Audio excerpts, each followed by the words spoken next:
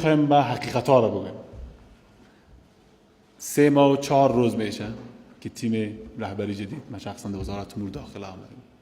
تریلیون ها دلار مصرف شده. یک انستیتیوت یا یک اداره نداریم که تهداب دائمی داشته باشه.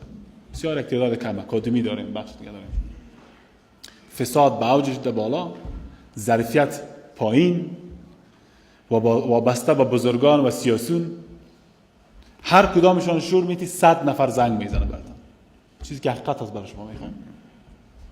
جرایم در تمام جهان وجود داره، ولی شیوه و برخورد پلیس فرق میکنه. بدبختانه پلیس ما بالای مجرمین ترحم میکنه،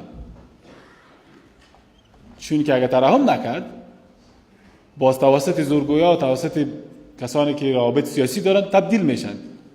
او در مجرمین هم که گرفتار میشن توسط پلیس، قدمه بعدیش که بعد څارنوالای محترم تسلیم میشن، حالت هم بیا نفوذ وجود داری، سیاسیون مداخله کوي، 3 ورځې تیرې کړې نه بیا رخصتي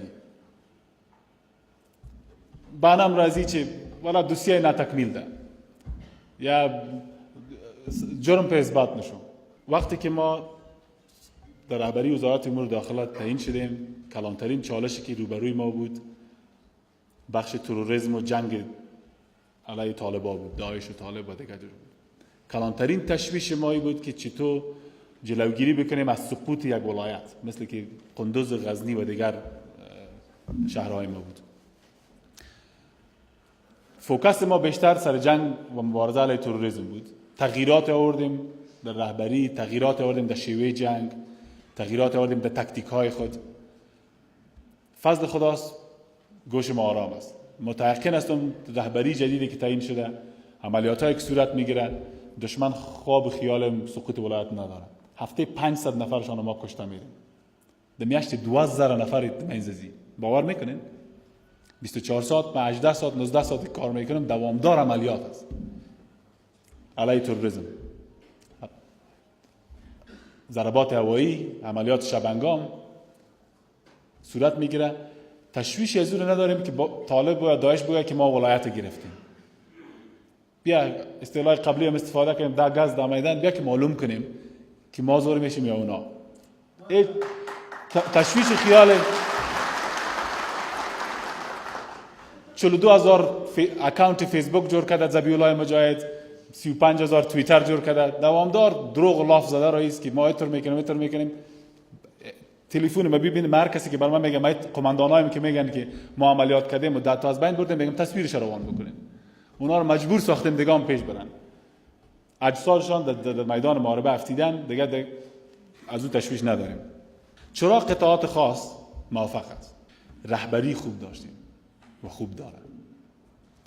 مداخلات سیاسی کم است. تعلیمات به نهایت زیاد، به نهایت ثقیل. یعنی کوی که شمال کابل است، شمال میدان هوایی، تایم داده میشه 25 کیلو وزن در پشتشان با مو خود رساندن، پس آمد کامیاب است، نتونستن ناکام است. و در پهلوی از هم باسواد باشه، انگیزه امو شورش در دلش وجود داره یا نداره که با صداقت و شوق و علاقه به وظیفه خود داره.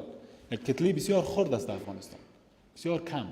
پهلوی از که میبینیم ما معاش و امتیازشان کدام تفاوت نداره.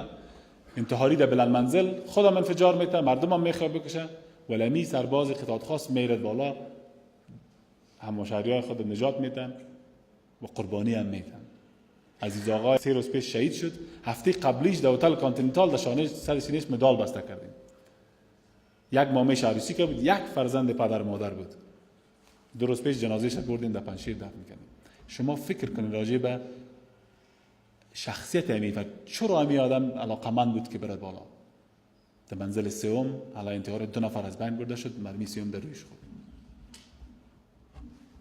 13000 افغانی معاش داره، او هم سرباز سرک هم داره. پس برمیگرده به صحبت‌های ما به انگیزه، به رهبریت. ولی بدبختانه سیاسیون، بزرگان، زورمندان نفوذ کردن در بین ازی که اینمی بچه فلانیست باید تعیین شود. پلیس نیاز به تغییر ذهنیت داره، تغییر انگیزه، تغییر مفکوره، تغییر رهبری از سطوح مختلف باید برن. کاملا باید غیر سیاسی شود تا بتونه قانون بالای همگی یکسان تطبیق شود. افغانستان تغییر کرده دوستا، خیالات سالهای قبلی و دههای قبلی فراموش شده.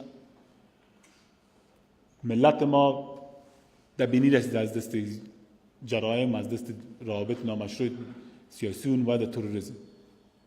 سوال ما از همشهریای ما این است: چی نوع کشور میخواهیم داشته باشیم؟